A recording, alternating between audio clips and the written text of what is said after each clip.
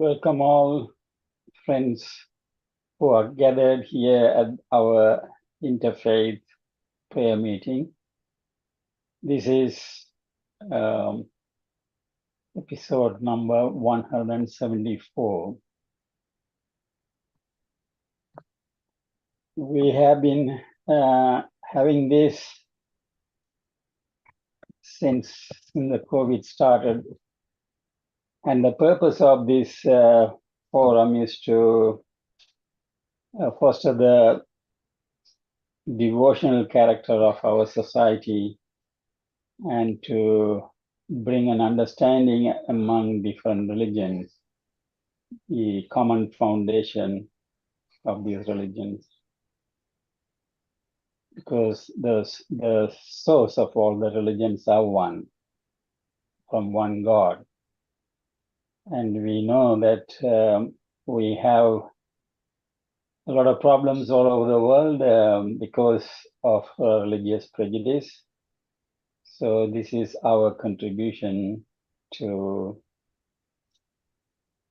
minimize this problem, and as a group, as a collective, I believe we have progressed in that sense, and those who are listening online will be doing so. And I like to bring to the attention that in our consultation that we have different opinions about any topic that we take, but to bring about unity, we had to harmonize the perspectives. In that sense, the guidance from the Universal Office of Justice, that is the supreme administrative body of the Baha'i faith, they wrote on 25th of November 2020, and I selected this particular sentence, which says, whether through deeds or words, the merit of your every contribution to social well-being lies first in your resolute commitment to discover that precious point of unity where contrasting perspectives overlap and around which contending peoples can coalesce. So whoever it is, wherever we are, irrespective of our beliefs, nationality, language, or whatever the partition that people try to put, we collectively work together to bring about unity and peace. So now I ask our dear friend Tracy. She is a strong supporter of our interfaith meeting, probably from the very beginning. She is accompanying us, and she is also working very hard to bring justice and equality and honor to the indigenous people of this land. Tirelessly working, and every Wednesday, the Women's Reconciliation Network, they organize a meeting, and I had the privilege of participating for a long time. So I request her to honor the indigenous people in the land. Thank you, Siva. So I'm living on Warramai land, which is up the coast, and I always want to be able to honor the Warramai people and the traditional custodians of all around this continent of Australia. We owe them a great debt, and their They have been holding a commission from their creator. We may have different names for God. They may have different names for God from the different nations, but it's the same sense that we have been created and been given a mission to be a good steward, a good custodian of the land, seas, and water. And their sense of ownership is very different than the Western viewpoint of ownership and stewardship. Just as it's more about relationship. Just as you don't own your mother, but your mother gives you birth and you have obligations to her. The land is our mother. The water is our mother. The sky is our mother and father. And we're indebted and we have obligations to look after it, to keep the environment clean, to allow biodiversity to flourish, and to think of future generations and not just do whatever we feel like doing at any time.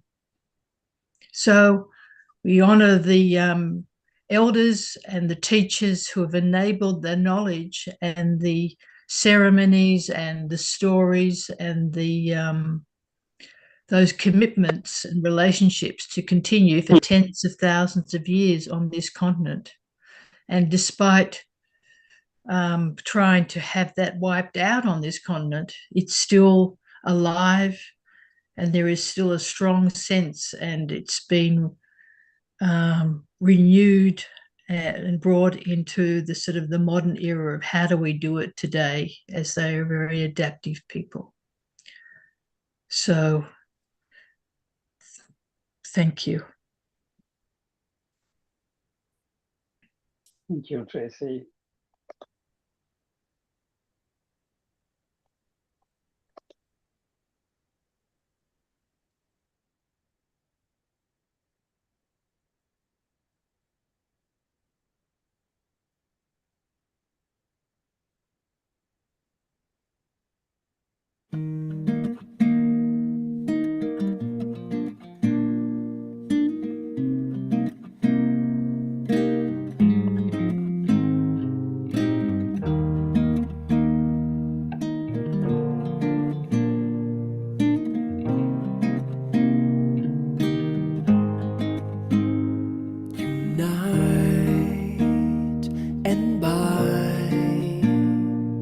Together the hearts unite and bind. Together the hearts join in accord, all the souls join in accord, all the souls. Oh Lord, make these faces radiant through the light of thy oneness. Unite and bind together the hearts. Unite and bind together.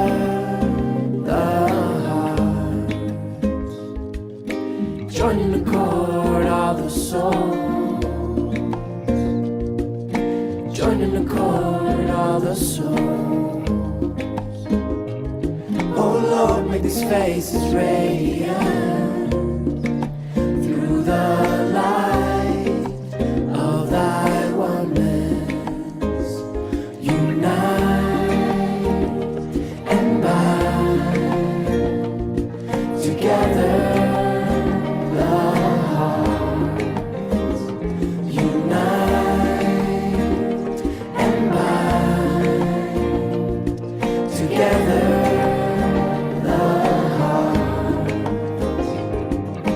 Join in accord,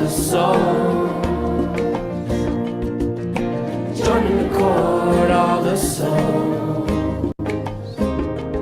Oh Lord, make these faces radiant through the light of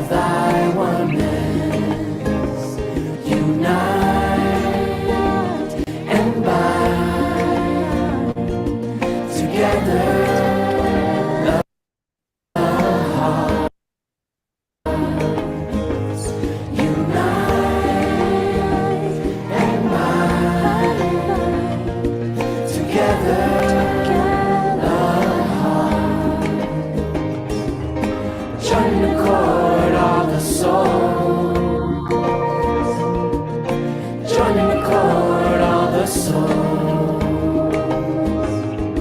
Oh Lord, make His faces radiant through the light of Thy wonders.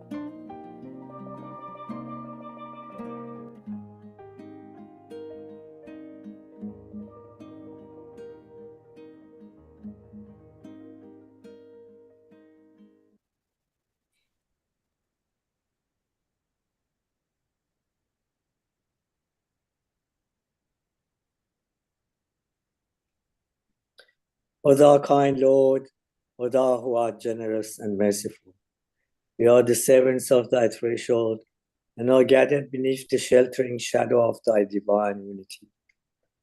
The sun of thy mercy is shining upon all, and the clouds of thy bounty showers upon all. Thy gifts encompass all, thy loving providence sustains all, thy protection overshadows all, and the glances of thy favor are cast upon all. O Lord, grant thine infinite bestowals, and let the light of guidance shine. Illumine the eyes, gladden the hearts with abiding joy. Confer a new spirit upon all people, and bestow upon them eternal life.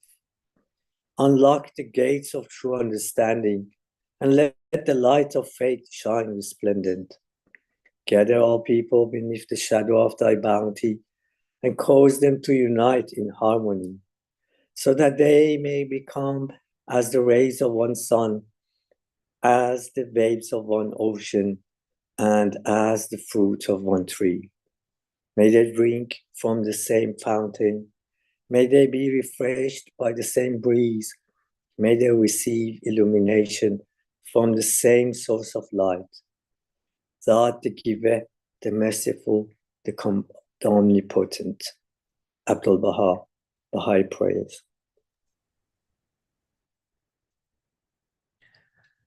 When once a man can see that all the diversity of contingent beings abides in one alone, and from that alone they radiate, then to Brahman he attains. Bhagavad Gita. Behold, how good and pleasant it is when brothers dwell in unity. As the dew of Hermon, and as the dew that descended upon the mountains of Zion, for there the Lord commanded the blessing, even life for evermore. Old Testament Psalms. Ye have heard that it has been said, Thou shalt love thy neighbour and hate thine enemy. But I say unto you, love your enemies, bless them that curse you, do good to them that hate you, and pray for them which despitefully use you and persecute you, that ye may be the children of your Father which is in heaven. For he maketh his sun to rise on the evil and on the good, and sendeth rain on the just and on the unjust. Matthew 5:43-48. The purpose for which mortal men have, from utter nothingness, stepped into the realm of being is that they may work for the betterment of the world and live together in concord and harmony. Baha'u'llah.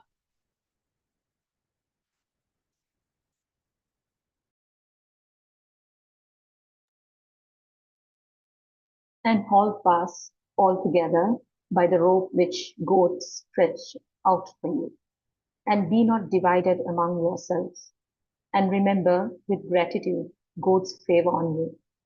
For you were enemies, and he joined your hearts in love, so that by his grace you become brethren. And you were on the brink of the pit of fire, and he saved you from it. Thus, God makes his signs clear to you, that you may be guided. Be not like those who are divided among themselves and fall into disputations after receiving clear signs. Holy Quran.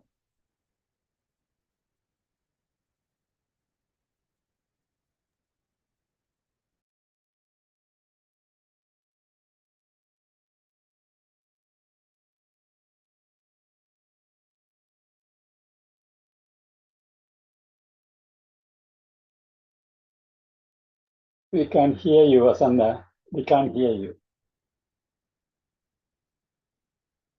No, maybe I will read it. Be united, speak in harmony. Let your minds apprehend alike. Common be your prayer. Common be the end of your assembly. Common be your resolution. Common be your deliberations. Alike be your feelings. Unified be your hearts. Common be your intentions. Perfect be your unity. Hinduism, Rig Veda.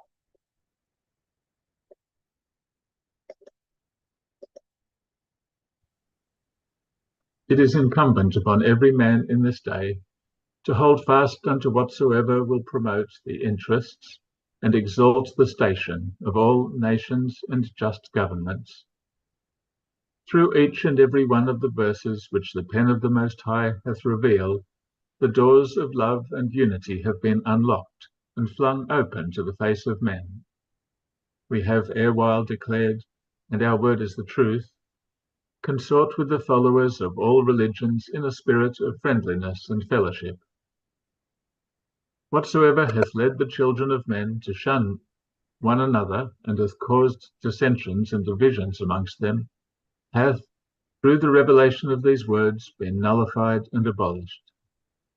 From the heaven of God's will, and for the purpose of ennobling the world of being, and of elevating the minds and souls of men, hath been sent down that which is the most effective instrument for the education of the whole human race. Of old it hath been revealed, love of one's country is an element of the faith of God. The tongue of grandeur hath, however, in the day of his manifestation proclaimed, it is not his to boast who loveth his country, but it is his who loveth the world. Baha'u'llah Gleanings.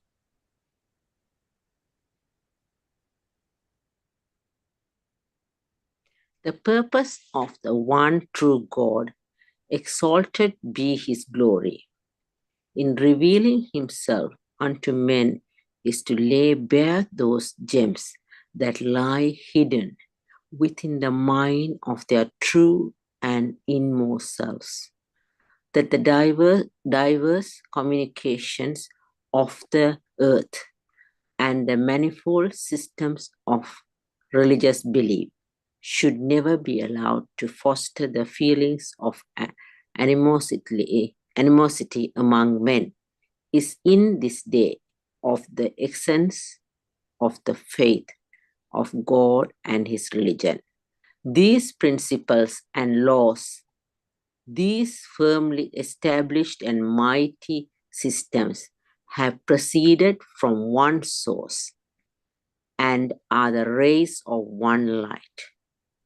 That they differ one from another is to be attributed to the varying requirements of the ages in which they were promulgated. Baha'u'llah Gleanings, pages 287 to 288.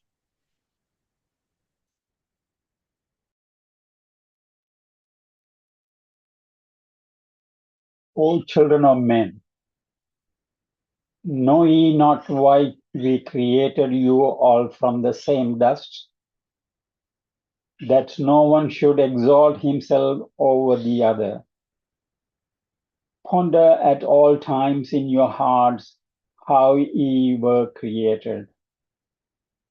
Since we have created you all from one same substance, it is incumbent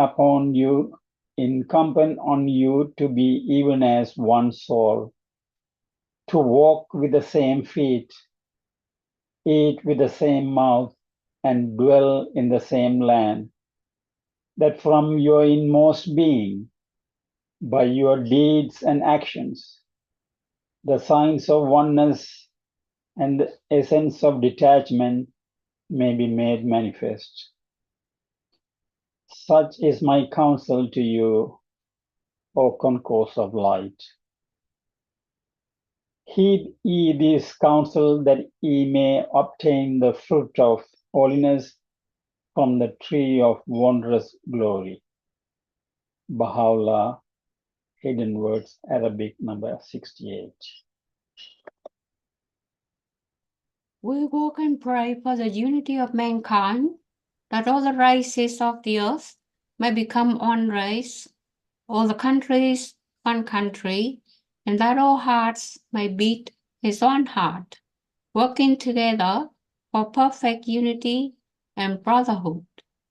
Praise be to God that our efforts are sincere and that our hearts are tuned to the kingdom. Our greatest longing is that the truth may be established in the world, and in this hope we draw near to one another in love and affection. Each and all are wholehearted and selfless, willing to sacrifice all personal ambition to the grand idea towards which they strive, brotherly love and peace and union amongst men. Abdu'l-Baha.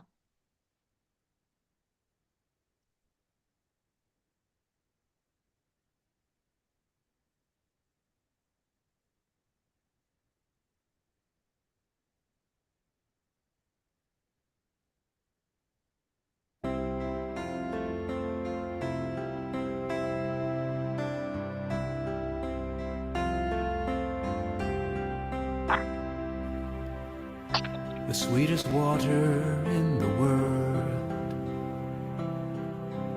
the sweetest water in the world, the sweetest water in the world. Why don't we drink it? I see a man dying, crawling through the desert, struggling to survive. He was praying to God to deliver him from his thirst and begging not to die. The sweetest water in the world, sweetest water in the world, the sweetest water in the world, sweetest water in the world, the sweetest water in the world. Why don't we drink it? I see the world crying, drowning in a sea of dust, needing love to quench its thirst, searching for answers, searching to understand. Yet things are getting worse. We're looking for the sweetest water in the world, sweetest water sweetest water in the world, Sweetest water in the sweetest water in the world. Why don't we drink it? I see the blessed beauty standing with outstretched arms, a look of love in his eyes, and flowing from his hands like crystal mountain springs, the pure water of life. He's got the sweetest water in the world, the sweetest water, the sweetest water in the world, sweetest water the sweetest water in the world. Why don't we drink it? Why don't we drink it? The sweetest water in the world, sweetest water, the sweetest water in the world, sweetest water the sweetest water in the world. Why don't we drink it?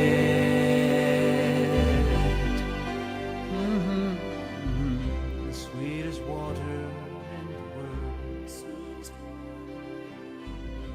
sweetest water in the world.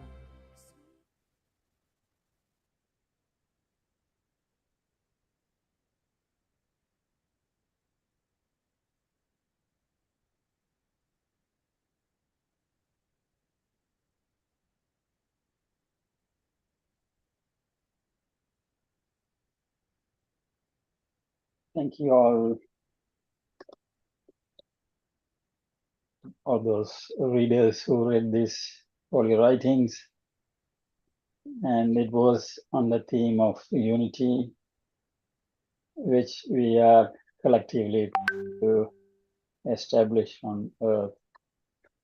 And as usual, we invite friends to give a presentation. And today we have Rakshana Sharifuddin from Sri Lanka. And she's going to talk about Beyond Borders, celebrating diversity, respectful coexistence.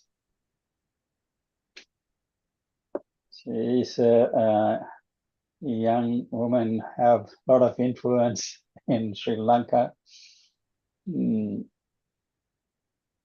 And he's a human resource professional and a writer, a public speaker, artist, and a lot. There was a small description about her. I thought I shared it in our group, but anyway. Rakshana is a seasoned human resource professional with a solid foundation in business administration and a burgeoning interest in clinical psychology, dedicated to advancing mental health awareness and research. With prior experience as an editor for Raw Tamil, Rakshana brings strong communication and content creation skills. Beyond professional endeavors, she is also an accomplished artist, having held solo exhibitions and persuasive public speaker on various topics.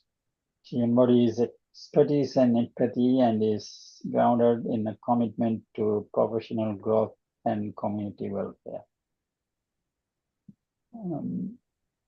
So I welcome Rakshana, and let's listen to your presentation.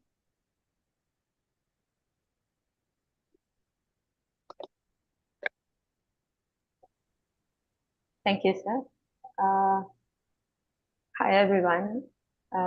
It's a pleasure meeting you all on this occasion. I have been interacting with Sasiva for a couple of events.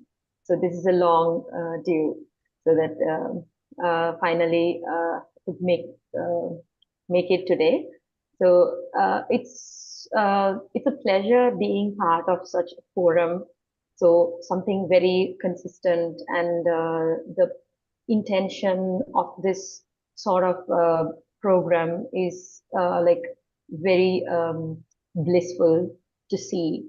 So I hope like more people would join this course and will share the values, and will try to understand the interfaith differences, and how to recognize how we can hold on to some common grounds by respecting others and fulfilling the basic requirements of humanity. So that's why I selected this topic. So that is beyond borders, right? Celebrating diversity, respectful coexistence. So when it comes to interfaith, it says like interfaith meeting, like unity.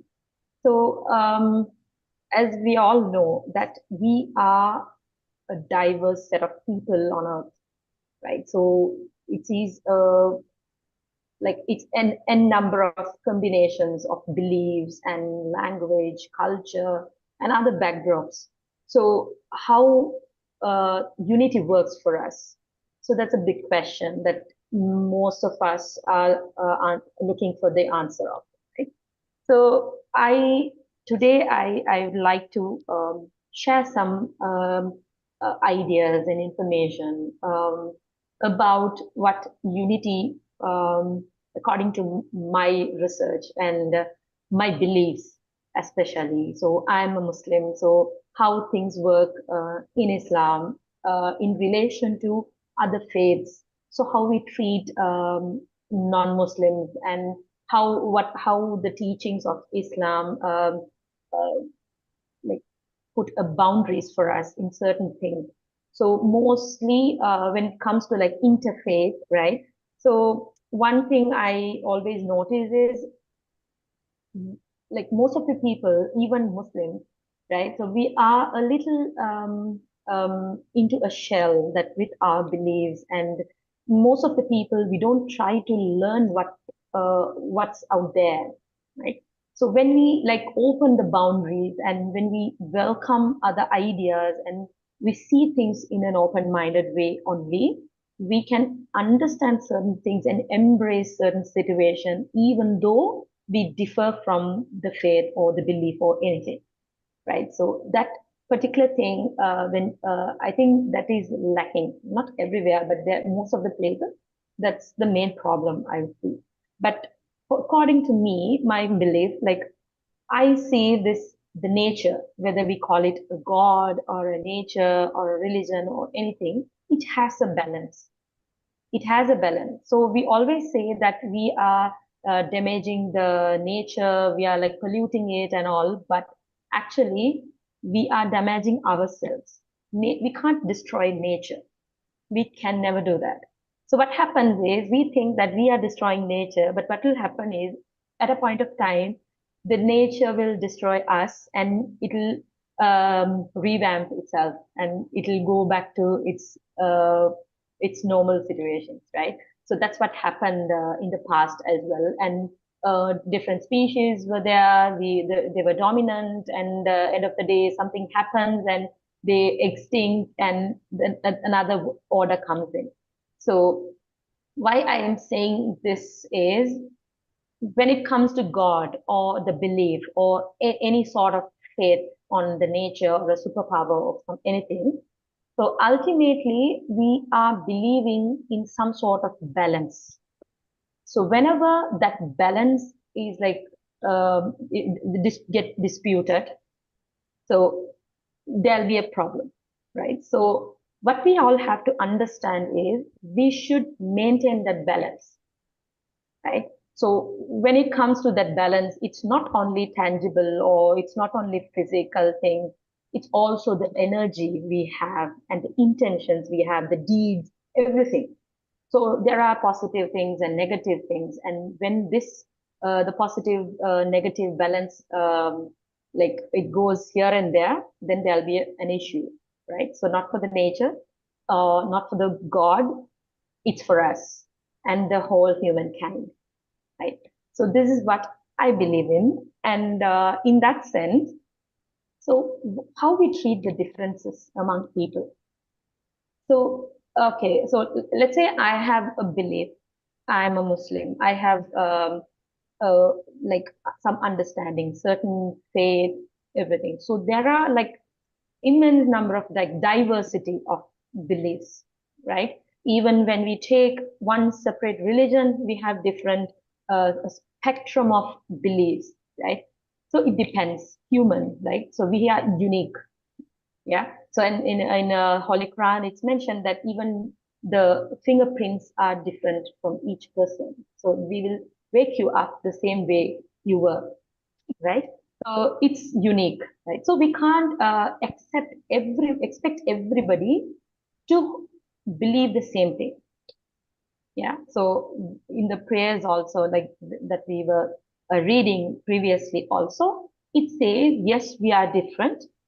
We have to hold on to the same thing. We have to, and it says yes, we have to drink the water from the same fountain. What that means? Is it says whether we all should have one belief, or it says we shouldn't have diversity? I think unity is something encourages the diversity in harmony. That's what I believe. So like we are different. We are the color, the culture, the language, the way we behave, our personalities, everything, the lineage, everything is different, right? So how we can be together, the unity, how unity works here.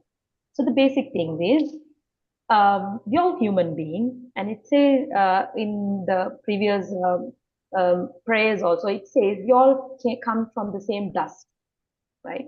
So somewhere or other, we all from the same origin. Though we see ourselves as different, we all from the same origin. We are brethren, right? So we have the same mechanism in our body, the way we exist and how we reproduce and everything. So there is a unity in our system. So that simply means we all made by one creator, right? So two different creators can't make the exact same creation, right? So we all from one creator, right? So then let's say I'm Rakshana, okay? So I have certain beliefs and I am being created by a creator. And is it okay for me to treat another creation of the God in a different way, right? So you can drive your own car, but you can't just go and hit somebody else's car, right? It's their car. So we hold a responsibility on each creation of God, even the human beings and animals, even a tree, right? So it's a creation of God. It's belong to Him, right? So we can never judge. We can never impose our beliefs or our ideas, or like we can't force anybody to do anything, even harm, right? That is a boundary we have. Okay, so I'll start with one interesting quote from the Holy Quran. So it's give me a sec. Sorry. Can you see my screen? Yeah, I think one moment. Yeah, we can see. Yeah, but I'm unable to navigate in such a thing.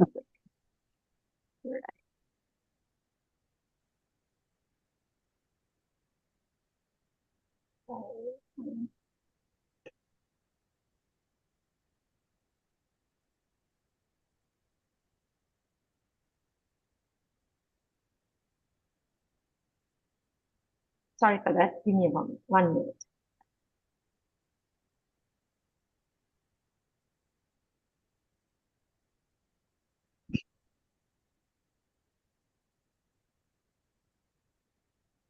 On the top left, you have to switch between the presenter and the other screen.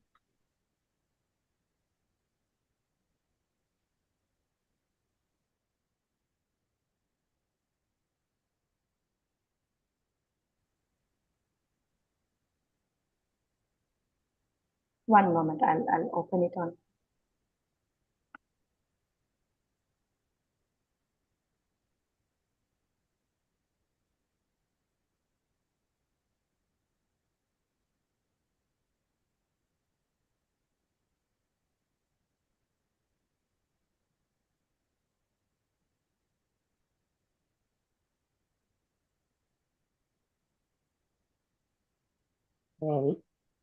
Well, Rakshana tries to do that. I think we are living in a world affected by many problems, but collectively we have to resolve ourselves, have this firmness in our heart that we will not be confused by these problems in the world. Okay, now we can see. Yeah, so sorry for that. Yeah, so this verse says, indeed, Pharaoh exalted himself in the land and made its people into factions, oppressing a sector among them, slaughtering their newborn sons, and keeping their females alive. Indeed, he was of the corruptors. So this is one verse in the Holy Quran about the Pharaoh, the king of Egypt, that in that time of Moses. Right. So what happened is he regarded as one of the corruptors. Why? He shows discrimination amongst his own people. So this is regarded in another saying, right? So it says,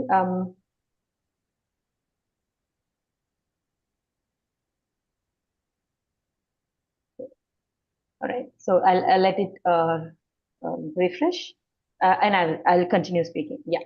So what happened is, so in the time of the Prophet Muhammad, right? So in the time of his Prophet Muhammad, what happened is, so the people of Mecca who are believers of Islam, so they are like finding it really difficult to to live there. Right? So what happens is they are compelled to go out of Mecca, right, in order to maintain peace, right? So they're being treated very badly on the time of early Islam. So they are very less in numbers. So they couldn't stay there in Mecca. So they don't want to fight back also to protect them. That affects the harmony of the place.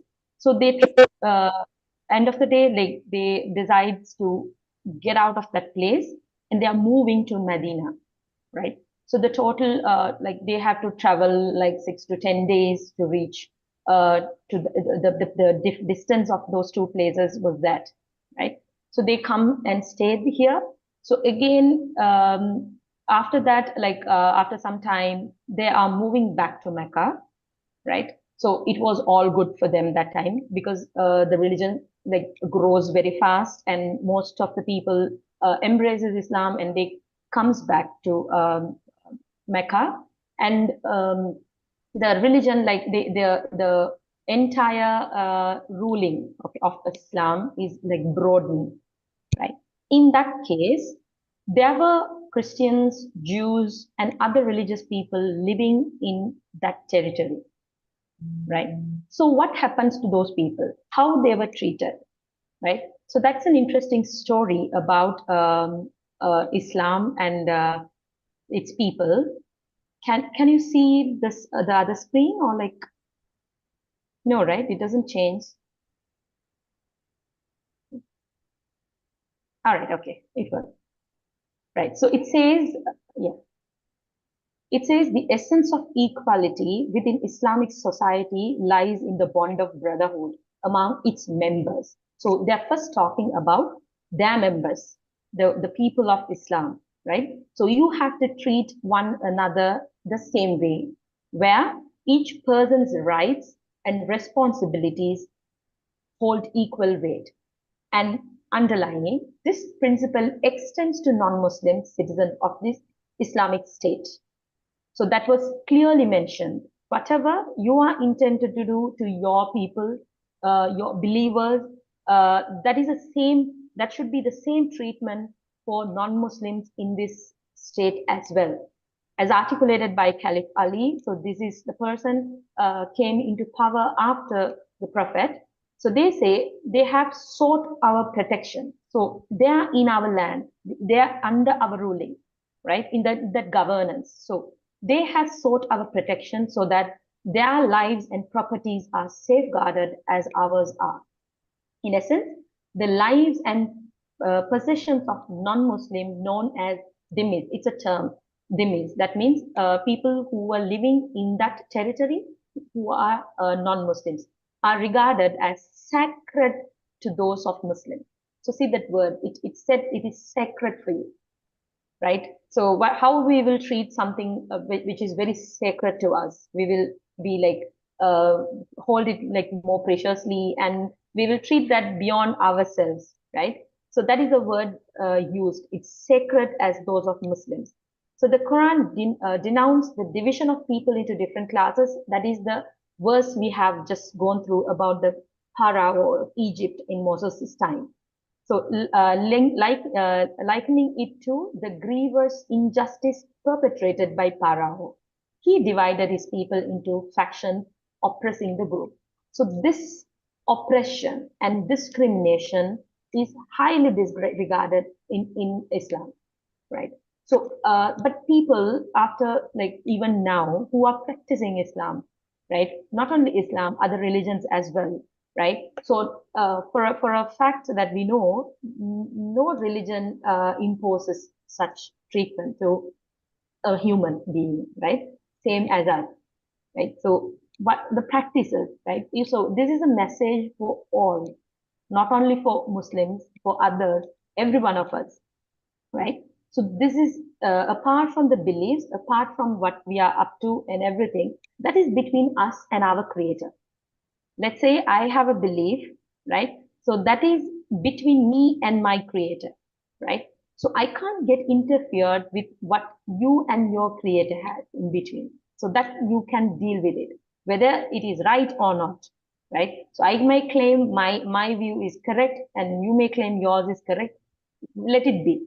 So that's up to. And in Islam, there's another verse in Quran. It says, the God sees your intention, right? So if your intentions are clear, right? So you're not supposed to harm anybody. You're not supposed to do any immoral things. You're not supposed to be in a unpleasant way, treated in an unpleasant way. So that intention matters, right? So also it says, and Prophet Muhammad, peace be upon him, also declared, whoever hurts a non-Muslim, I am his adversary, and I shall be in adversary to him on the day of rising. That means that on the day of judgment, whoever treated a non-Muslim like in a bad way, or whoever hurt them, whoever give harm to them, right? I am his adversary. So that word he uses is adversary. And another hadith, that's a saying of Prophet Muhammad, says, on the day of resurrection, I shall dispute with anyone who oppresses a person from among the non-Muslims, or infringes on his right, or put a responsibility on him which is beyond his capacity, or takes something from him against his will. So a person, a non-Muslim, a disbeliever, according to our faith, can peacefully live in a land that is ruled by a Muslim governance, right? So this was clearly written, and interestingly, there is it's clearly stated that, okay, Muslims, you treat yourselves the same way, your brother, yeah. Also, you treat non-Muslims also the same way. Because why? What is the reason? We all human beings. We all creation of God, right? We are not supposed to do anything bad to them, right? So if they are doing wrong, yes, that's up to them. They are creator, right? Also, there's this famous a letter written by the Prophet to the this is the case, like once St. Catherine's monastery leaders sought protection from Prophet Muhammad, peace be upon him. So he granted them a chapter of rights, which became famous in Islamic history as the first written document safeguarding minority rights and their religious beliefs. So the letter says, this is a message from Muhammad ibn Abdullah, say. So he didn't mention that he is the ruler of this state or whatever. He didn't call him as the messenger of the God, nothing. He says Muhammad ibn Abdullah. So Ibn Abdullah means the son of Abdullah. So his father is Abdullah. He simply says, this is a message from Muhammad ibn Abdullah as a covenant to those who follow Christianity near and far. We are with them. We stand by them. Verily, I, the servant of God, the helpers and my followers defend them, because Christians are my citizens. And by Allah, I hold out against anything that displeases them. No compulsion is to be on them, neither are their judges to be removed from their jobs, nor their monks from their monasteries. No one is to destroy a house of their religion, to damage it, or to carry anything from it to the Muslim houses. Should anyone take any of these, he would spoil Allah's covenant and disobey his prophet. Verily, they Christians are my allies and have my secure character against all that they hate. No one is to force them to travel or to oblige them to fight. So they are not even asked to fight against the wars also. The Muslims are to fight for them, right? If there are invaders coming in an Islamic territory, so those who are like Christians or Jews, anybody, they are not supposed to fight. And said, no one is to force them to travel or oblige them to fight. The Muslim are to fight for them. If a female Christian is married to a Muslim, it is not to take place without her approval. She is not to be prevented from visiting her church to pray. Their churches are to be respected. They are neither to be prevented from repairing them or know the sacredness of their covenants. None of Muslims is to disobey the covenant till the last day. So this is so clear that anybody shouldn't be forced on to do anything. Yet they are different. They are addressed as Christians, right? So in places they are addressed as dhimmis, right? Jews, Christians, any sort of them, right? So still they are being protected by the ruling. This is after Islam took over the rulings, right? So even before that, Muslims were there as minorities. So in this context, this is in the later stages of Prophet Muhammad's peace be upon him.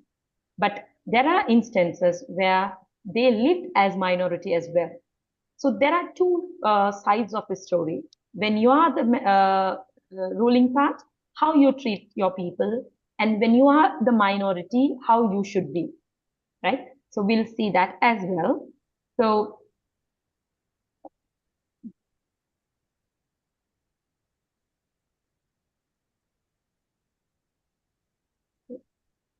yeah. So then moving on. So also these are like additional informations just for a fact of like record. So I'm just sharing this. So we can even go through later. So it was like the right to practice their religion, right? So the Prophet decreed that bishops and monks, how they should be treated, whether they is it okay to demolish their mosques and the churches and monasteries. So it was highly prohibited to Muslims, right? So the monks were to maintain their positions without any interference. It was prohibited to demolish their churches or cause them to selling their land for the construction of mosques.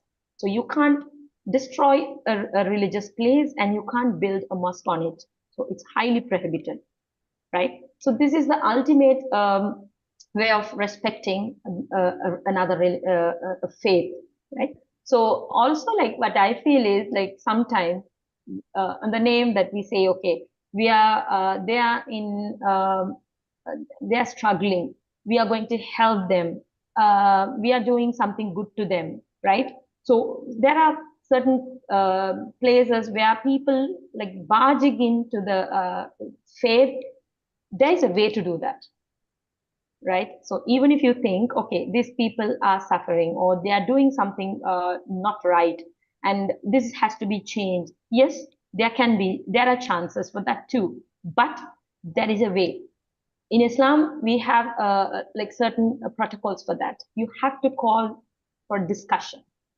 It always welcome to have discussions.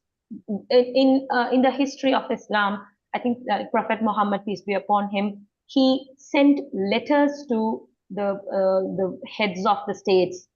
First, that's an initiative. So they send letters, right?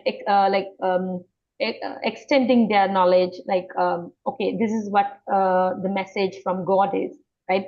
Come for we wish to have a discussion with you, right? So there were famous discussions as well, right? And they come to common terms, and there are treaties, the famous treaties in Islam, and the Muslims were like highly even non-Muslims, right? Muslims and non-Muslims those days, not like unlike these days, like the treaties were treated with so much concern by either side, right? So I think like that is some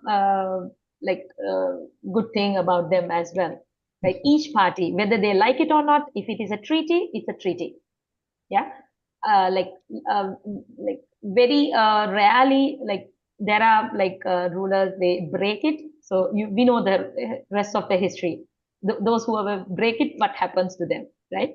Okay. So also like they have the safety of non-Muslims, right? So we call it the people of the book that time, the Jews, Christians, and Muslims, all the Israelites. So we call them like a people of book, people who got the message from the God, the scriptures, right? So in that sense, the safety of them were like highly regarded, right? We have to protect them, like prioritizing their safety than ours, right? If they are, we are to live together.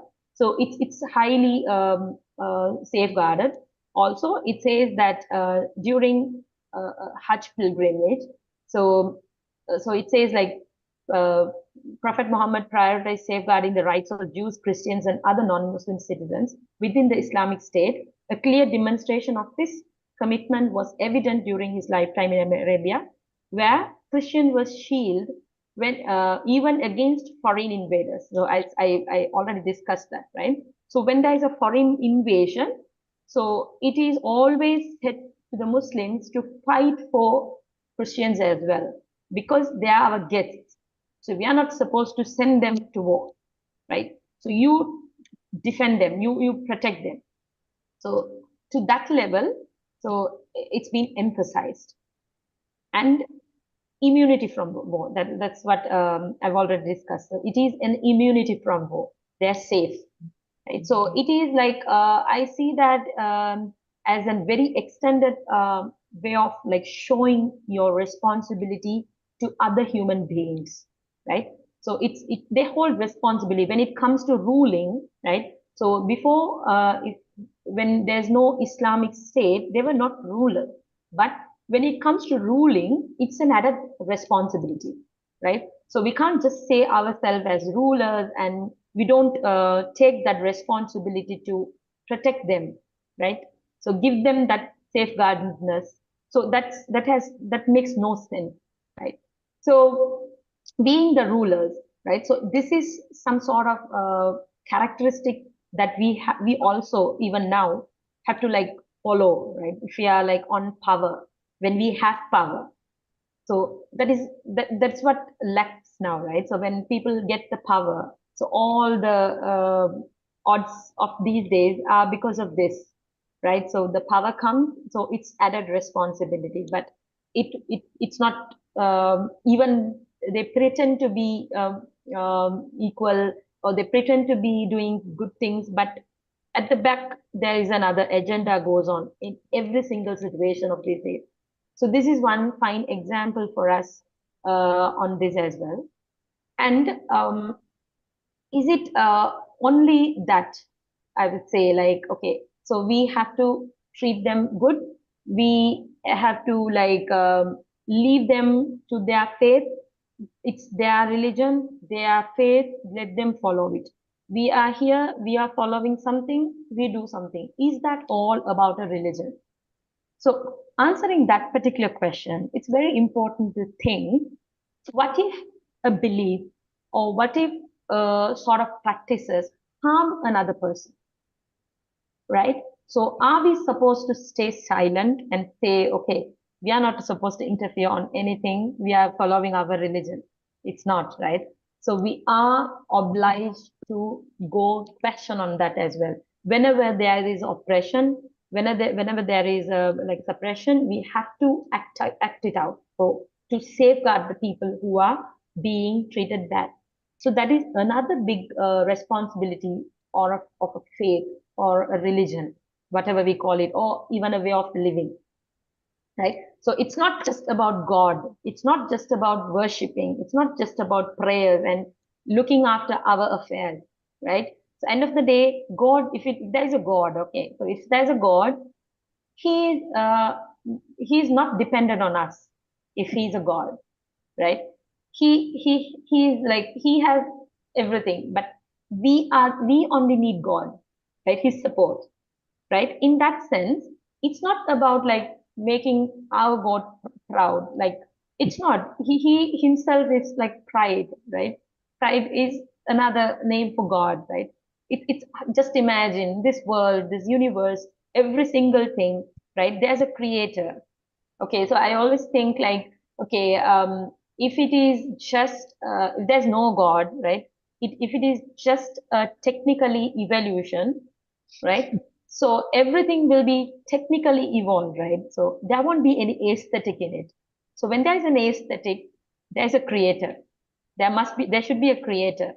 So otherwise, why we have this sea in the blue, and it has, when the waves rising up, it looks so beautiful.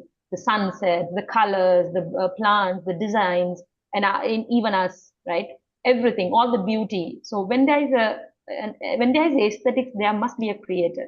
Okay, so if that creator can make all these good things, right? So he is not dependent on us, right? He is a superpower, right?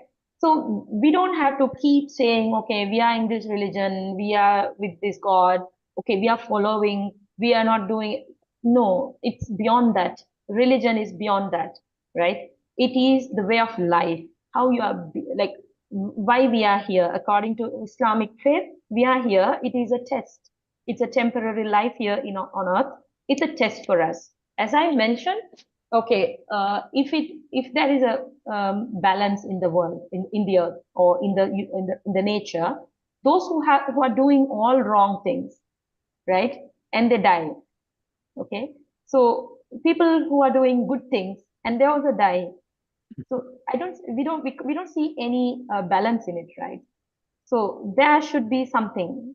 Okay, so that's why we believe that prophets are here to enforce the good thing, right? Take people out of their sins and get a good lifestyle here, a proper, a meaningful life.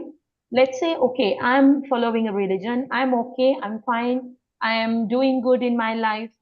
But we should make sure that every single act of us, like a butterfly effect, shouldn't go back to somebody else's hardship in the world.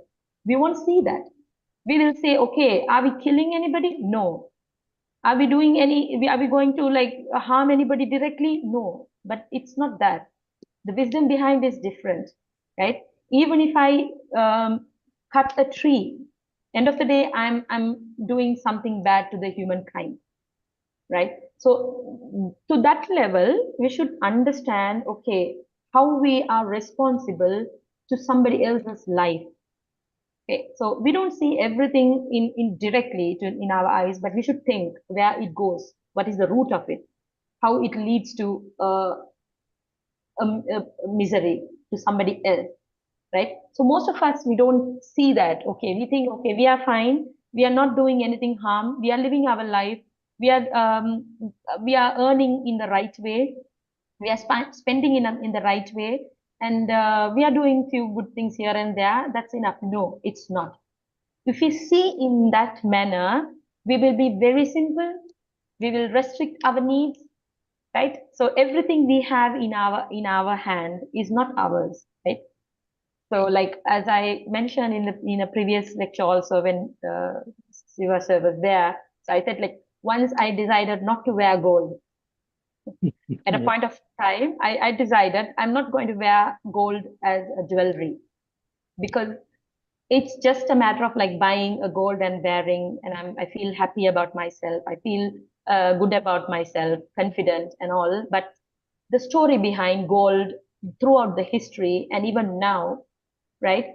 So what happens to it? And even, let's say, they say there are the most number of the amount of gold is in India, right? But still they are struggling for the development. Why? Because it's in the form of jewelries, right? So that is not the place where gold should be. Okay, so we are not using the resources the right way. Okay, so if I'm harming somebody in some way, so we have the wisdom, we have the God has given us brain, ultimately the amazing brains, and the free for us. So, like, I think we should be thinking more than just God when it comes to religion. It's a way of living. Every day, every single deed, everything we are doing, we should be very cautious about what's happening. So, how we do that? So, I think it is the character, right? Our character, how we live, right? So, like, people should be feeling safe with us, right?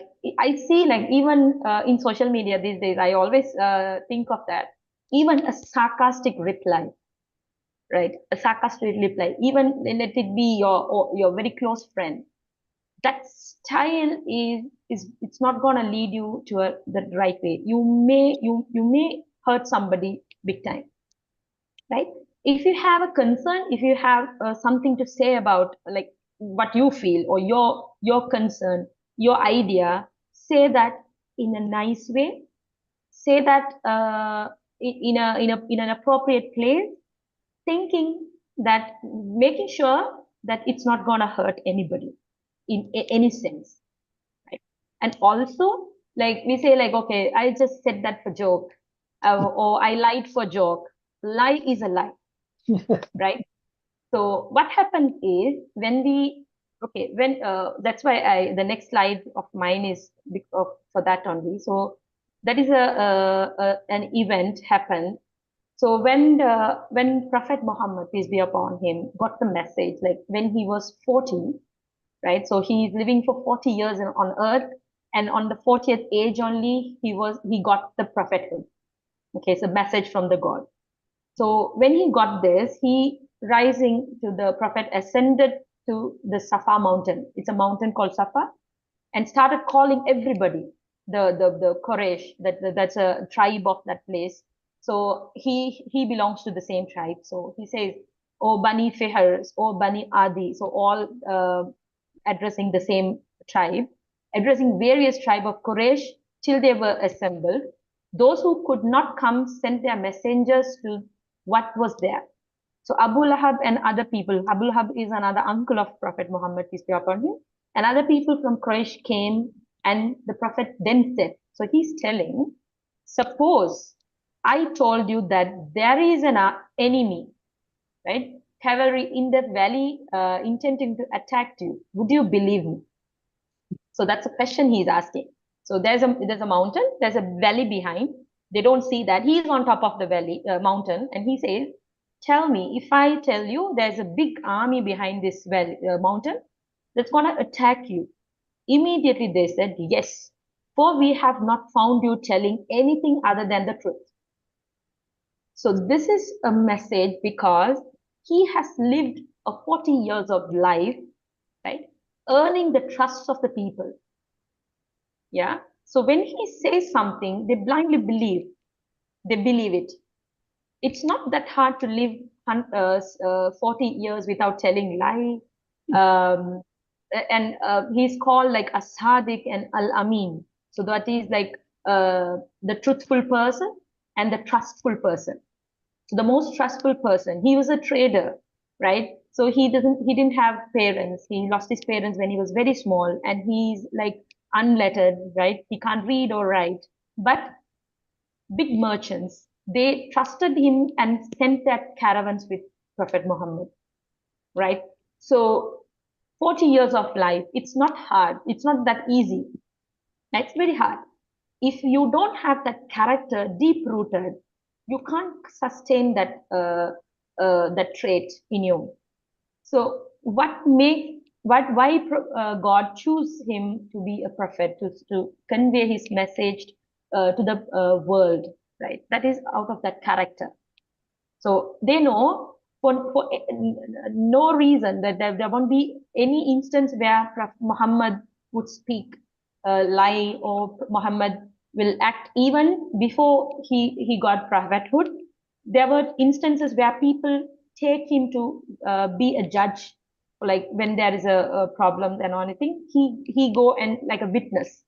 So because people trust him.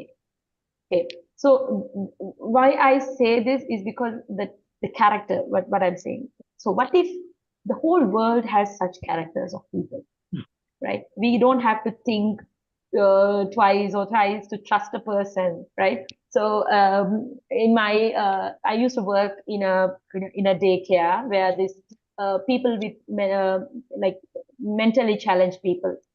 So I worked there with them. So people with dementia, bipolar, and all sort of things. So I feel really safe and like happy when I'm with them, because we don't have to think twice whether they are saying the truth. If they say something, it's truth, right? How easy that life is. Very easy that life is. So when they hold my hand and say, "Hi, we like you," I believe it. Yeah, they like me. I'm happy. How easy life is if everybody of us like that. We treat people and we feel responsible for other people's emotions, right? We don't say the bad things. We don't like, and sometimes like when friends get together and speak, even the filthy words, they feel it like it's without saying that word, that conversation is not that good. They say, right? No, it's not like that. You don't have to be like that. Like fun is different, and the bad practices are different. Yeah, there will be kids, and some people won't like it. They may feel uncomfortable in certain situations. There will be women, they may feel uncomfortable. So very simple things, really simple things. Okay, and to give a very fine example of that, there's a very famous treaty in Islam, that is Treaty of Hudaybiyah. Okay, so as I said, like Muslims were sent out of Mecca. They choose to go out because they couldn't bear the punishment, they couldn't bear the tortures.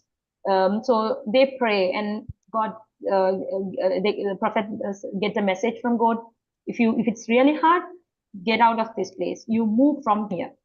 So they are going to Medina, and they are staying there, right? So Medina is also a lovely place. They are living there for some time. And one day, Prophet Muhammad, peace be upon him, he had a dream. Like they are going to the Hajj pilgrim back to Mecca. So even before Islam, this Hajj pilgrimage is there for all the Israelites, right? They come, they sacrifice their animals, and they perform Hajj, and they return. So it was there, right? Even before Islam. So that is a very emotional thing for any Muslim, right? So he get a dream, and he. You say Jews come to Yes, all Israelites. Yeah, it's not in the name of Hajj, but the Kaaba was there from the Prophet Abraham's time. It's built by Prophet Abraham. the Kaaba. Yeah, it's even Kaaba. Yeah, it was there. Yeah. So that is a place where the Zamzam well is there. So Prophet Abraham's son Ismail, so this his wife Zara, they came to Arabia, and from that only that spring started and all that story. So that is before Islam, even before Jesus. That's from Prophet Abraham's time. So that is a ritual, right, that happens. And for Muslims also it is important because that is something that's a mosque built by Prophet Abraham. So we respect that, and we do Hajj. That's why we do Hajj, and that's why we do the jogging between the Safa Marwa, this thing, that's to recall the Prophet Abraham's wife was running around this thing, finding water for the kid. So that's the story. So they came all the way. So Prophet Muhammad says, okay, come, let's go, because I got a dream from the God, right? So come, let's go to perform Hajj. Bring your sacrificing animal. Let's go. So they're traveling from Medina to Makkah for almost 6 days, right?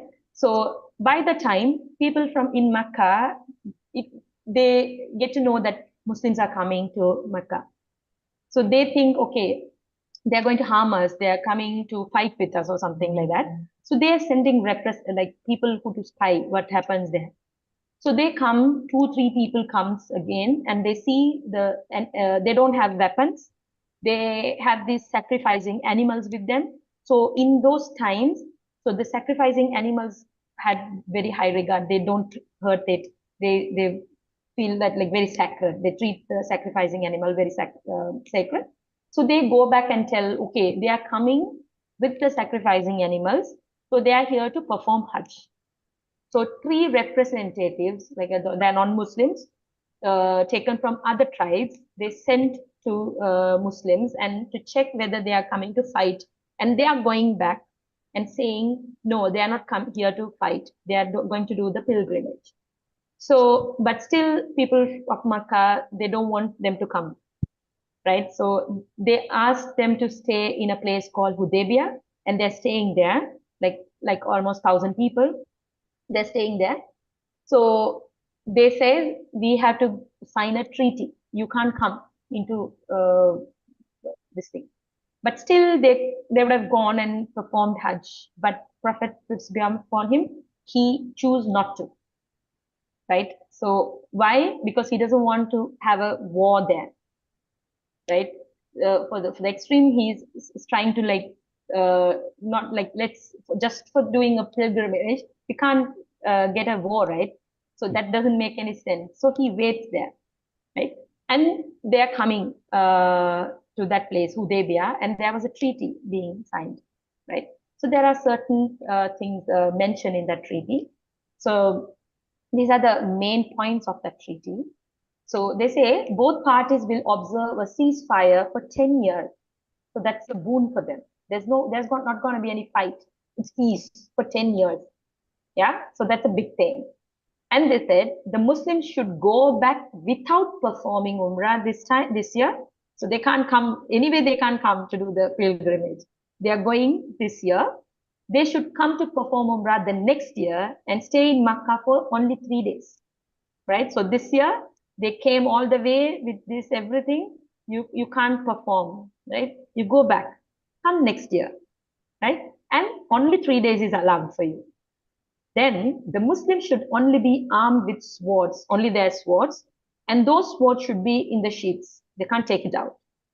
And if a person migrant to Medina from Makkah, a person from Makkah goes to Medina, he will be sent back.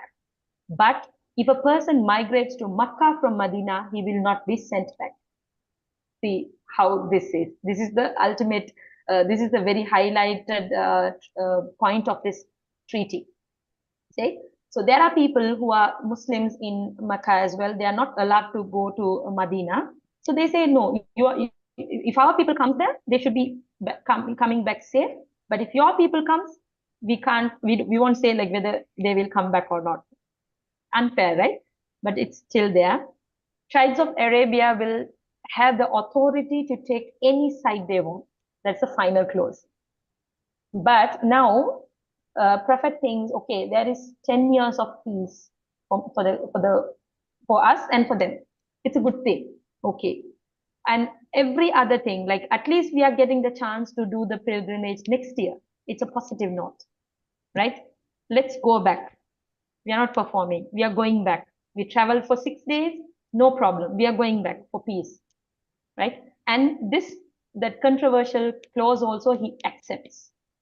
He accepts because most can't help it, right? 10 years of peace is something big. And they're signing the treaty. And Prophet Muhammad, he doesn't know how to write and read. So somebody else is writing on behalf of him with their representative. And when he's writing, he writes Bismillah Rahman Rahim. That is in the name of Allah. Right? So then they say, come on, wait, hold on. We don't believe in Allah. Stop this. You can't start with the name of Allah. And they say, this is an agreement between so-and-so and the messenger of the God. So they again say, we don't believe that he is the messenger of God. We don't want that. Delete it. So the Prophet immediately says, delete it. But the person who representing Prophet Muhammad, peace be upon him, he felt bad. Oh, how can I do this? How can I start this without the name of God? And how can I say you are not the prophet of God? He says, no, Rasulullah, I can't do this. Then he asked him, okay, you are not prepared. Okay, show me where that clause is. And he showed where it is. He deleted it by his hand. So see what he is putting in front. That is the purpose of a religion. It's not his state or whether he's a prophet or whatever it is. He taking all back. That's between us, right? That's between us. It's our belief. We can't force that to somebody else. And this treaty was signed, and it's a very famous treaty in Islam, Hudaybiyah. You can just go check on the history of it. And by doing this, anyway, Muslims have had very good things, right? And non-Muslims, they start coming to Medina, right? They say they can come to Medina and go back. They're safe. So the Muslims, the non-Muslims started coming to Medina, and they see how they are living, the rulings, right? The way of life, and they're attracted to that living. And most of the people converted to Islam, but by just watching what's happening. So that is again, that's a good thing happened to them. And finally, the people from Makkah itself, they came and asked these people to take this controversial clause out, because it was a little harmful for them for several other reasons, right? So they themselves come and take that off. So just imagine if they have said no, and we are going to fight and shed blood on that land, what would have happened, right? So this is a very good teaching for us, right? In every situation in our lives, right? So think of, so I think, okay, right. So I'll just move on. So like a few other points, I'll take it off. Like say, be kind to your non-Muslim relatives. The incidents happen, right? There was a woman who converted to Islam, but her mother was still a disbeliever. So she needed a favor, and this woman comes and asks the messenger of Allah, my mother has come to visit me, and she's hoping for my favor. Shall I maintain good relatives with her? Then Rasulullah says, yes, maintain good relations with your mother. Not only your mother, your blood relatives. You are supposed to keep good relationship with them, whether they're believing or not. It's your responsibility as a daughter or anybody, and bloodlines, you can't cut them off. And another instances where doing business with non-Muslims. So he used to do business and enter into dealings with non-Muslims. It was narrated, the messenger of Allah bought some food on credit from a Jew. He gave him a shield of his as collateral. So he never divorced himself from the other religious people. He was with them. He spoke to them. They used to come visit them, their mosques. So he goes to their places. They had a cordial relationship with non-Muslims, even in trade, and the respect. So the Prophet and his companions stood up for the funeral of a Jew until it disappeared. So they were just standing somewhere. So the funeral of a Jew takes place. They're going like this way. So they stood up and pay respect to, because it's a soul and body created by the God, right? So that's another this thing. And finally, there's no compulsion in religion. It's a Quran verse, chapter 2, verse number 256. There's no compulsion in religion, right? There is a path. There is a message. If you like, if you find it impressive, or you find it to be truthful, follow that, right? If not, no problem. You can be away from it, but maintain the basic discipline, basic respect to others. We have like all sort of teachings for that, to a very extreme point. And finally, there is a Quran, a surah, a chapter. So it says, in the name of Allah, the merciful and the compassionate, say, O unbelievers, I do not worship those that you worship, neither do you worship him whom I worship, nor will I worship those whom you have worshipped, nor are you going to worship him whom I worship. To you is your religion, to me is my religion. Yeah, there's no conflict at all. This is what we should understand. And until like we should even I have to change, like in certain points. Sometimes I also feel, okay, I shouldn't have done this. I shouldn't have like been harsh to this person, or like situations differ, right? Not related to religion, even anything, right? Religion is a way of life. If we can't respect the other people with us, it's in vain. That doesn't make any sense. Yeah. So I hope like this discussion made sense for everybody. Hope that we will take this harmony in this world. Yeah. Thank you. Thank you very much. It's well prepared and a lengthy presentation. Some of those things that I didn't know, but some, of course, most of us had some idea about. We have a question and answers session now. Ahmed? Yeah, hi, Rafshan, a beautiful talk. This is the true belief of Islam. You know what Muhammad taught is the true belief of Islam. Whereas today we see totally different happening. When we look at places like Iran, places where Islamic religion is the rule, people are not following these quotations that you said and you brought to us. And I believe that in those countries, the spirit of faith has gone out of Islam. Like in Iran, for example, they go and destroy the tombstones of Baha'is because they are Baha'is. Even they don't let the dead to be in peace. In Tehran, I heard that they do not allow a Sunni mosque to be built for the Sunni sects of Islam, the followers, to go and practice prayers in their own mosque. They have to go into a Shia mosque. So I think, well, my question is, do you think the same thing as I think, that in these countries where religion have come to power, they have lost the spirit of faith of Islam? The teachings that you showed is totally not followed. They do different things, things that are not human.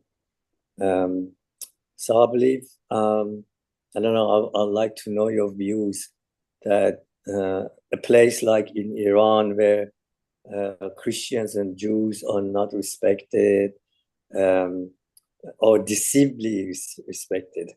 They say they respect them, but they don't truly respect. Or, Baha'is are being persecuted. Early times in Iran, they killed over 200 leaders of the faith. The administrative bodies have been destroyed, and the Baha'i faith administrator has been abolished there. So many things, are happening in these places where when the Islam has become a powerful authority there. So I'm so sad that we see those true writings that you showed us tonight are not followed. That's a nice question, right? So yeah, so according to Islam, what the quotes I have showed today, it's true, right? This is how it should be. Right? This is how So it should. Yeah, this is how it should be. When there's an Islamic state, okay, whatever I showed that is in a Islamic state.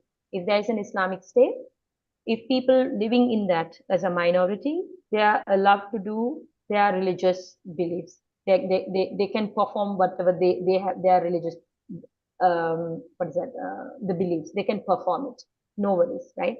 The thing is, like that's happening, whatever you said is not in the teaching of Islam, for sure, right? That's not there, right? Yeah.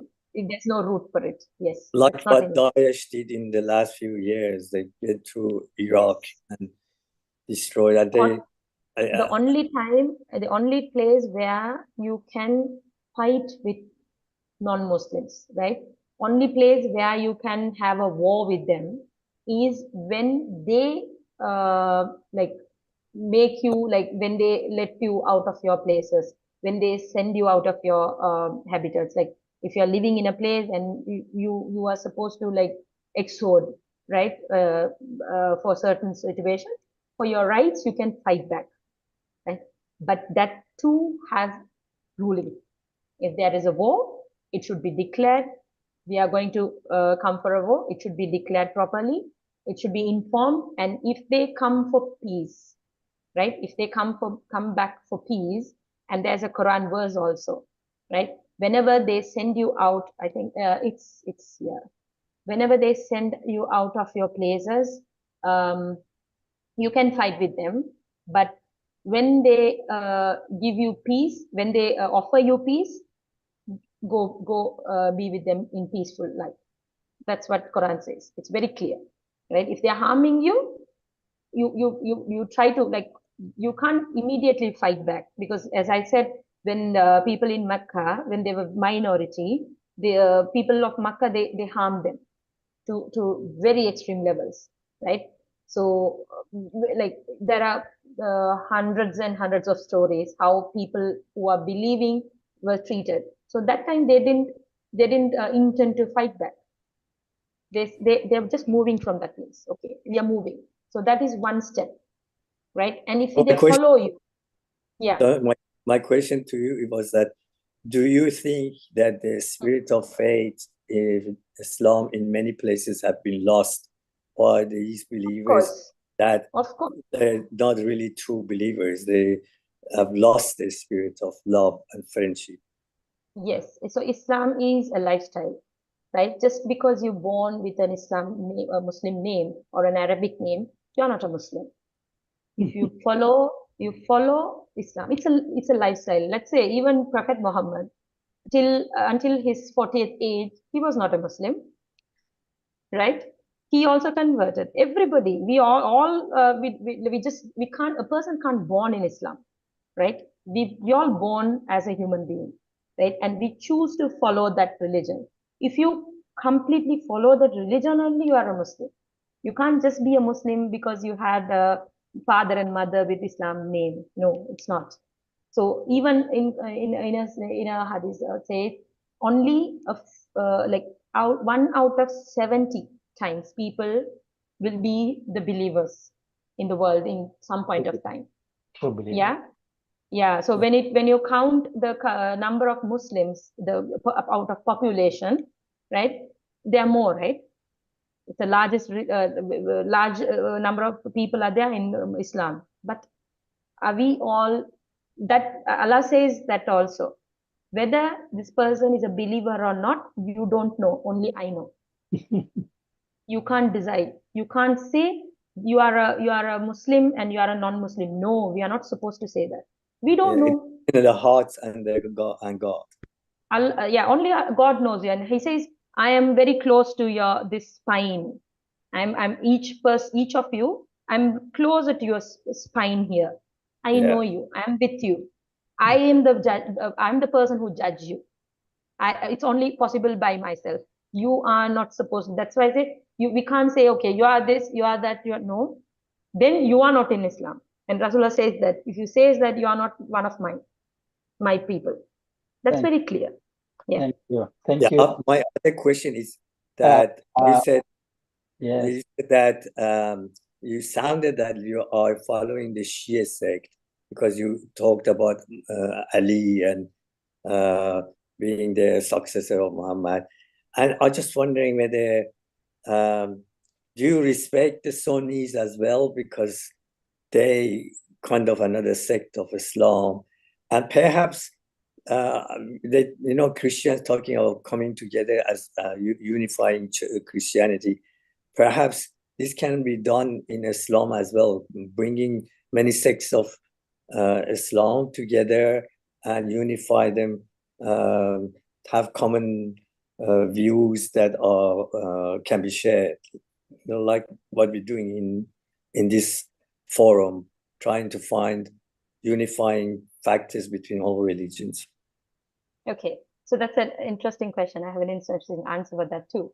Okay, so let's say, as you asked when I spoke about the Hajj pilgrimage, so Sivasa asked me, was that in practice even before Prophet Muhammad, right? So Islam, that lifestyle is not after Prophet Muhammad. That's the myth. It's not after him, right? There are 1,24,000 of prophets came to this world, right? Bringing the message. It's not only belong to Arabia. There were prophets all over the world, right? Only 25 of them were mentioned in the Quran, right? Only 25, and only 4 of them given with the scripture, right? There were more prophets. So it starts from Prophet Adam. We all sons and daughters of Prophet Adam. So that religion, from there itself. So if I am respecting a Jew, saying that he follows the Prophet Moses, right? If I am respecting a Christian, saying that he follows the teaching of the Prophet Jesus, okay? So why don't I respect a Sunni Muslim or a Shia Muslim or anybody? I would respect every single human being in this world. Okay. So as I say, okay, Muslim should be aware of what Islam teaches. Every religion, people should go back to their scriptures and read it properly, understand it properly. And once everybody start doing this, you will find unity, of course, because it all the same. We believe in Prophet Abraham, we believe in Prophet Joseph, we believe in all the prophets. So it's one religion, right? So people come, they do what they're supposed to do. Then after some time, there were one prophet in every 1,500 years, right? So I think that is the span where we need this thing. And Prophet Muhammad was the last prophet, and that is also mentioned not only in Quran, in other scriptures as well, right? When Prophet Muhammad was there, even they are sending a messenger to Rome, right, to spread Islam. So it's giving the message. One of the Prophet's friend is going with a letter. So there, the king Hercules, right, the king of Rome, he checks that message and he's asking that person, is there anybody living close by who's from Mecca? can I meet them? So there was a sort of a set of people who are doing trade there. So they're bringing them. One of them amongst is Prophet's uncle. He's a non-Muslim. He's not a believer, right? He's very much against to Prophet Muhammad. So that king is asking some questions to him, and he says, you're supposed to say the truth, right? And he's asking for questions, right? Whether this person has anybody from the king, is descendant of any king. Have you ever seen him tell lies? Who are their followers? They are influential people or they are normal people? So he's asking few questions. There's a set of questions. Okay. So reply, and he says, if you are telling the truth, right? If this is that's what it's there, then he should be the prophet of the God. But I doubt whether this person can come from Arabia. So that's his doubt, right? Because he thinks that okay, he should come from, because they are waiting for their prophet to come, that is Jesus, right? So then, but they knows that there will be another final prophet, right? Even in the previous scriptures, it's there. Okay, so this religion is not something different, right? Even Jews are our brother. In the Quran says like brother. Jews are brother. Israelites, it says Israelites, right? Since they have scriptures, it comes to our notice. But other prophets, they didn't given with the scripture. So we all one. We all one. We are brother. So we are supposed to respect each and every person, irrespective of their beliefs. You have to Right. respect. Yeah. Thank you, Lakshana. And there's a comment by Sandy from Canberra. He says, thank you, Lakshana, for a logical and convincing talk. I was particularly impressed with the way you started with your narrative of the nature, which I fully endorse. Yes, we should live and let others live with acceptance. Okay, now we have almost coming to 9 o'clock. Yung has a comment or question. Hello, Raisana. Thank you very much for your explanation. I have a questions about your theme unity and beyond borders, celebrating diversity. I mean, for me, it looked like a contradiction there. And if it should be like why beyond borders, it shouldn't be in a mainstream. Like it should be in a mainstream, isn't it?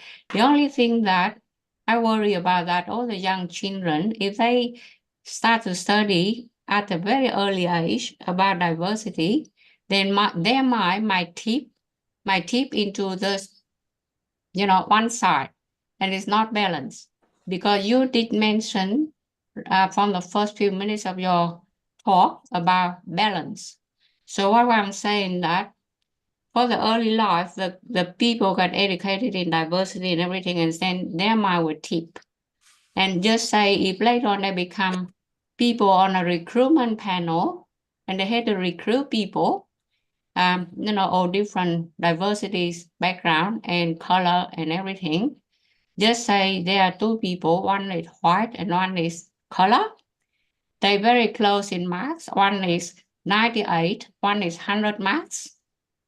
So if you choose diversity, then obviously if people are not trained on a recruitment, they will tip on the other side of the scale. But and then they might miss out the white people that they don't, because of that diversity, they don't think the white belong to diversity, but actually the white people also belong to diversity because it's all different color and the yellow people in diversity. So, I mean, if you on a panel, recruitment panel, and you choose between only two people, right? Engineering background.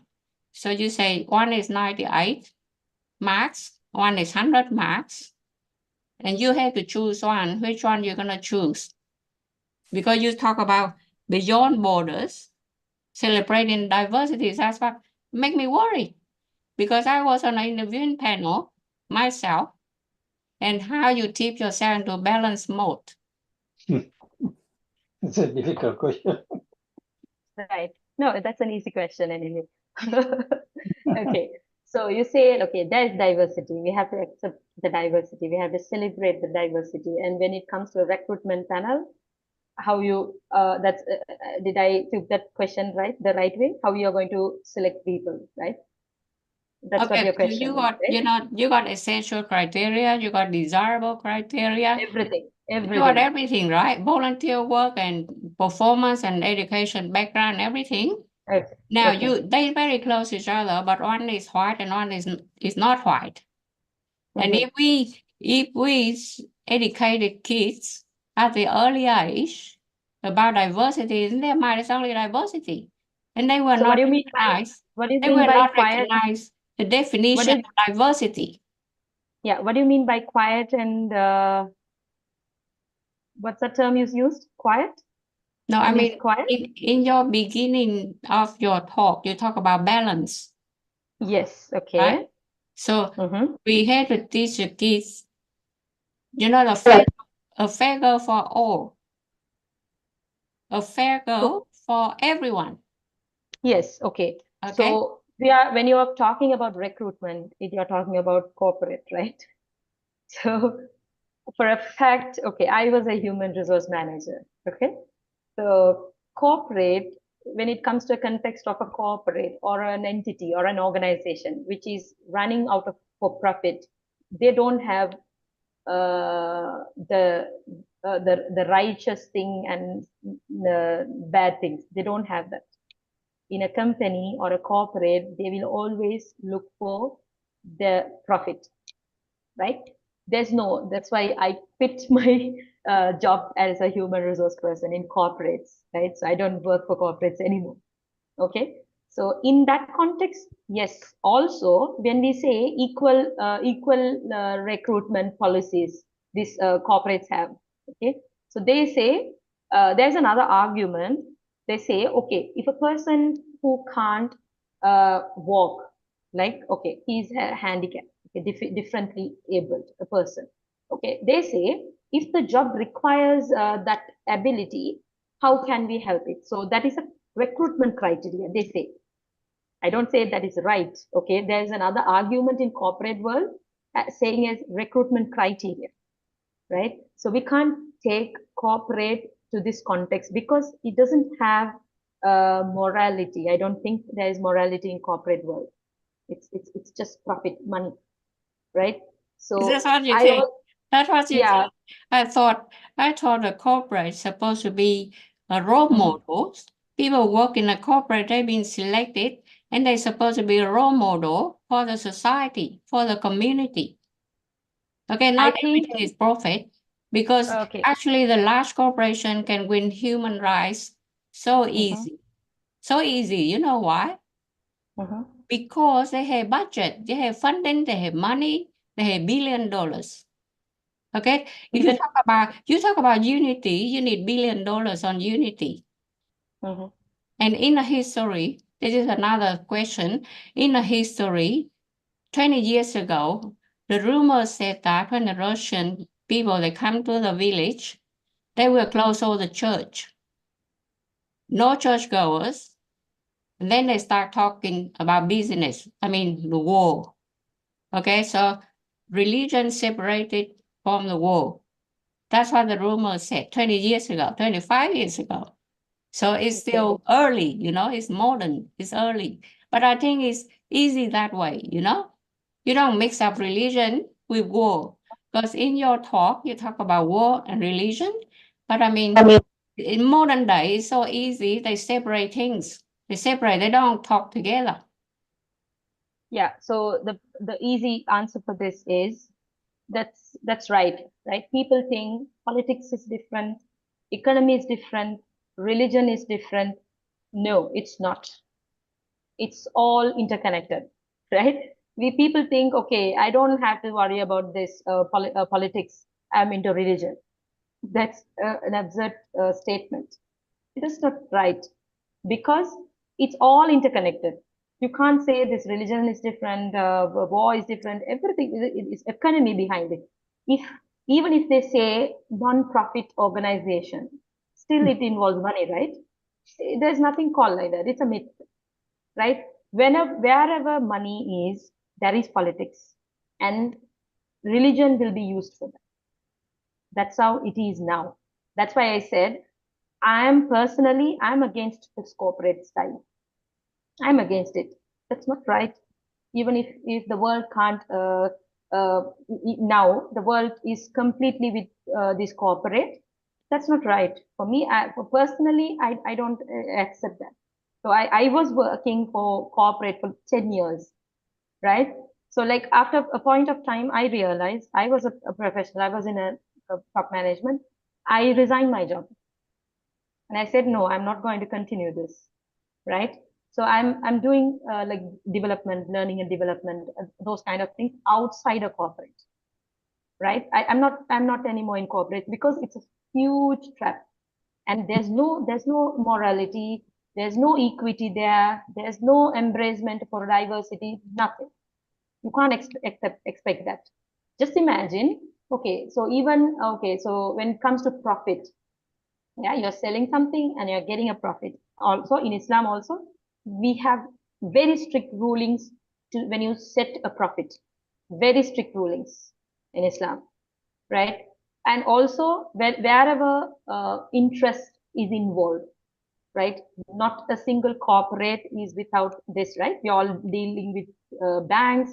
Our salaries are credited to banks. We are taking loans, everything. So how banks are working?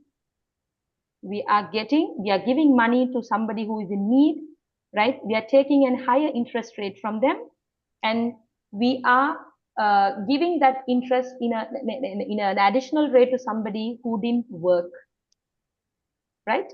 It's making money for them. Can I just narrow the subject down? So Yeah. which person you're gonna recruit? You recruit the non-white, or you recruit the white men? Which one you recruit? According to your topics. Just narrow it down. Yes, according to the topic, if I have to say that very frankly, I won't get into this corporate subject itself, right? Right? With the context of the topic, there's no corporate in this context. There's no corporate. Okay, you get into corporate with this topic, yeah, that doesn't make sense. Still, if you have to choose, you have to give equal rights. You have to treat it equal. Yeah, but you mentioned also about profit. So if you then the company won't be profiting. No, just wait. If you base on profit, you had to choose a person who makes the most money, isn't it? Yeah, you are forced. I mean, if you are in the Is that right? The most money, the Technically person who makes the most money. Yeah, that's not fair treatment.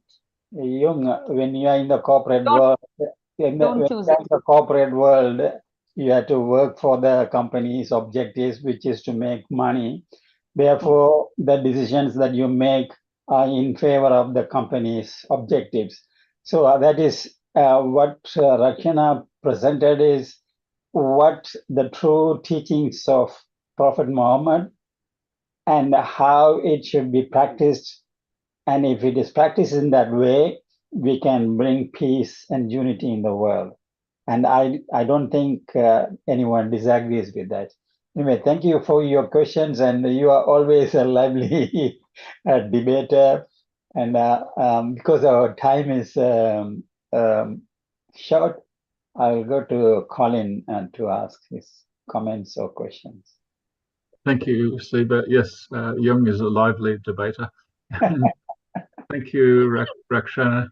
I really enjoyed that talk, and it was a nice surprise. I thought it was about beyond borders, and I thought that it would be a very general topic, but it turns out to be one of my favorite topics, which is defending Islam.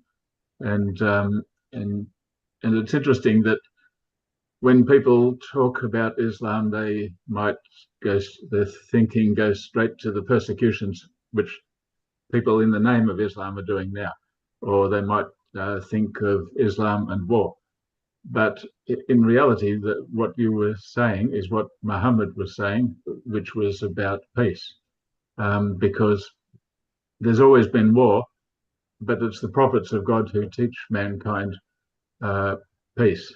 And especially Muhammad, he taught communities how to protect themselves with treaties and to only fight in defense, defense of the principle of freedom of religion, defense of communities.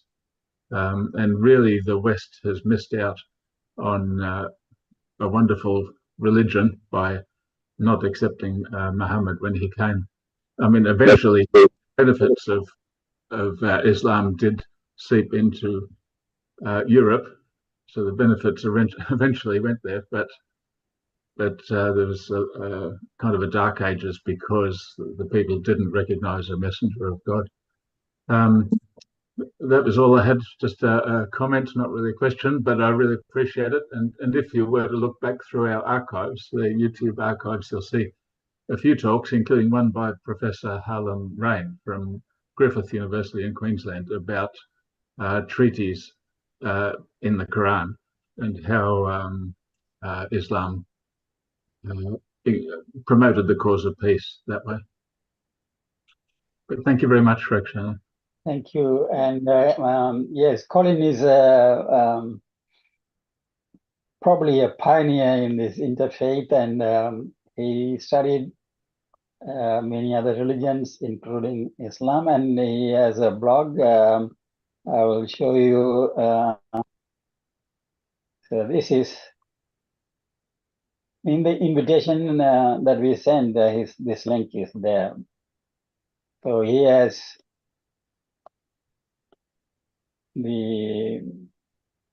about Baha'i faith and Islam, Christianity, Buddhism, Judaism. All these things are there, and this about Islam that he has. Rakshana, if you're able to share your PowerPoint presentation with Siva, I'd like to put it on this page.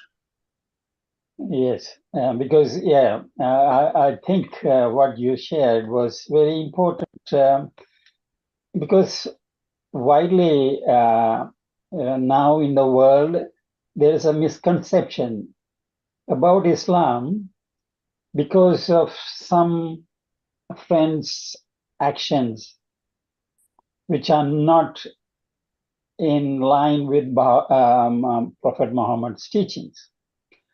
But the true Islam, that which you portrayed, which many of other friends who spoke here portray, is from God, is a way of life that can bring peace to the world. Now we have to make general population know what actually Islam is. So your presentation, though I mean usually it is about 20 to 30 minutes, but yours was almost 1 hour. But it was a well prepared and an important presentation for the general public to know about it. So I really appreciate if you can share it. Yes, Colin will share that in his blog.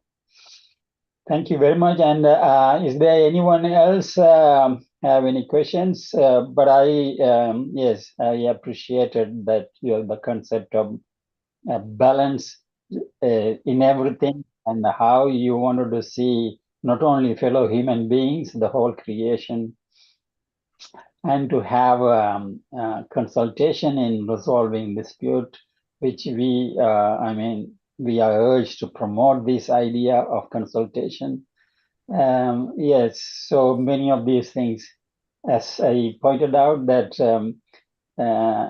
trying to find the precious point of unity among the contrasting perspectives is the one that we are trying to bring in our dialogue, wherever it is. And if we can have that, we can collectively move towards. But the most important thing that we all should have in our mind, which you emphasize, is that the mankind is one. We are all one in our diversity. We are all one. That has to be entrenched in every heart. if that is there, I think we can work towards our goal. And thank you very much, and God bless you. Hope we can have another dialogue sometime later. Ave Maria, thank you, Rosanna. I try to just say everything is in the book. Like and whatever Colin show you is all in the books. yes, You know, so just instruction from the books. That's all it is. yes, but it is what, as an individual, what he is trying to bring about an understanding about different religions, and it is our duty to know. And you said that we had to learn our own religions, go back and read and try and understand. As much as we do that, we also try to understand other religions. Then we can come closer. But anyway, I just wanted to read a comment by Pina. She said, "Thank you for your excellent talk. All religions come from one source, so they are one and in harmony. Only the people misunderstand it." Yes, thank you very much. And Roshana, we miss a Muslim representative here. It would be nice to have you regularly here. well, yes, if you can, please come and participate, and also bring the friends who can think, or at least have a dialogue about it. May have different views, but at least we can have a dialogue about it. Thank you very much, and God bless you all. Thank Bye-bye. you. God bless you, Ave Thank you. Maria. God bless you. Good Thank night, you. everyone. God bless you. Wonderful. Thank you. Bye-bye. Bye bye. Have a Bye-bye. lovely